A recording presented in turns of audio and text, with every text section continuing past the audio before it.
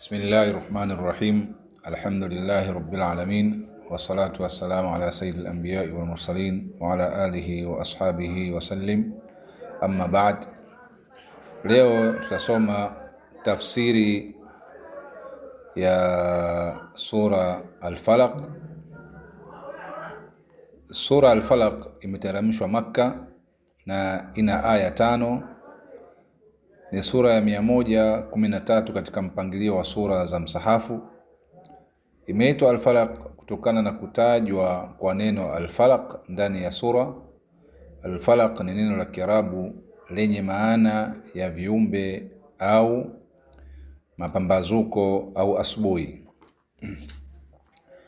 Maudhui ya sura hii na sura An-Nas ambayo tulizungumza siku ya jana inamwagiza Muislamu kumkimbilia Allah muumba wake na kumuomba msaada wa kinga, hifadhi na ulinzi dhidi ya shari mbalimbali.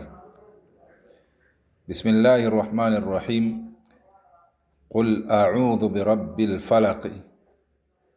Baada ya kusoma bismillah ambayo ni kwa jina la Allah mwingi wa rehema mwenye kurehemu, qul a'udhu birabbil falaq, maana yake anaambiwa mtume wetu Muhammad sallallahu alaihi wasallam, sema najikinga kwa Mola mlezi wa viumbe vyote. Min sharri ma khalaq, najikinga dhidi ya shari alivyoviumba. Wa min sharri ghasiqin idha waqab, najikinga dhidi ya shari ya giza la usiku liingiapo.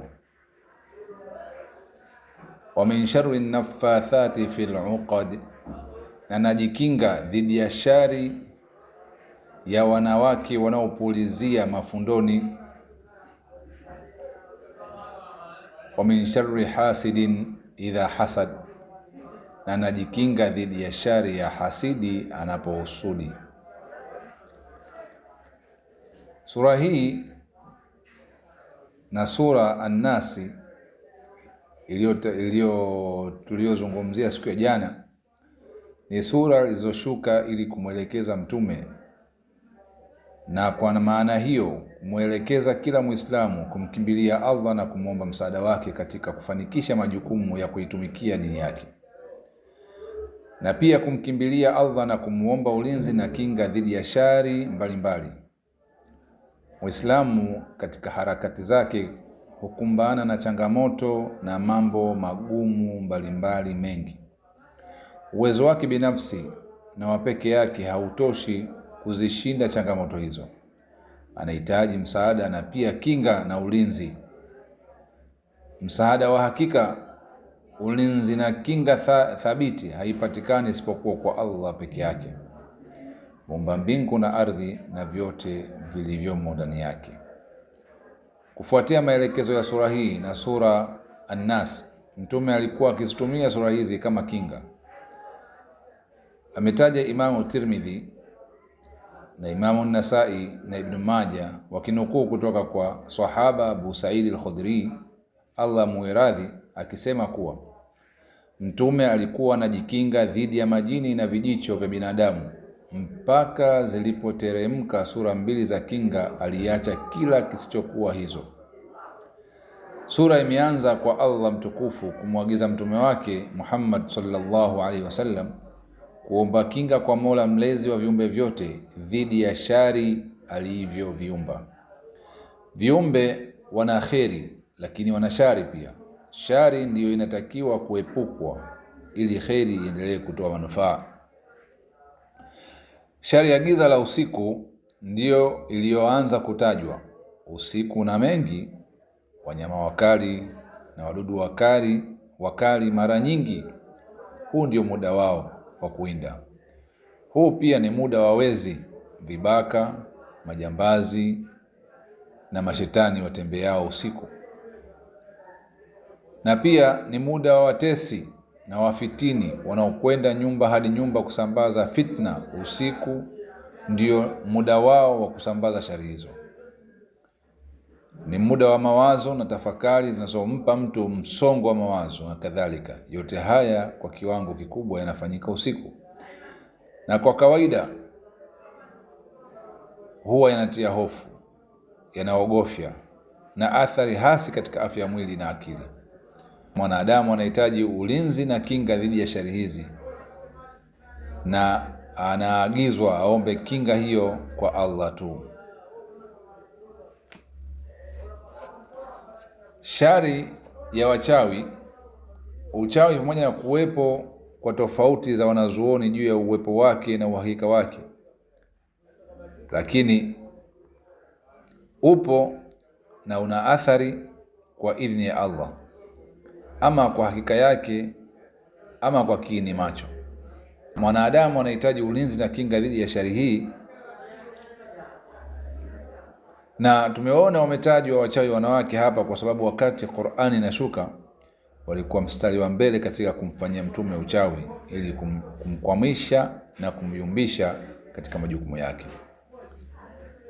Mwanadamu anatakiwa kuomba kinga dhidi ya shari hii, na kinga hiyo anatakiwa iombe kwa Allah subhanahu wa ta'ala. Na hii haimaanishi kwamba hakuna wanaume wachawi, bali wanaume pia wapo wachawi, lakini wametajwa wanawake kwa sababu kama tulivyoona ndio walikuwa mstari wa mbele kumfanyia vitimbi mtume wetu Muhammad sallallahu alaihi wasallam. Shari ya hasidi. Hasidi kwa kweli ni mtu anayetamani neema aliyonayo mwenzake imuondoke na asiwe nayo, hata kama yeye hatafaidika. Hasidi kwa kawaida anatafuta kila sababu na kila njia inayofaa na isiyofaa ili mradi tu afanikishe azma yake ya kuhasidi na kudhuru.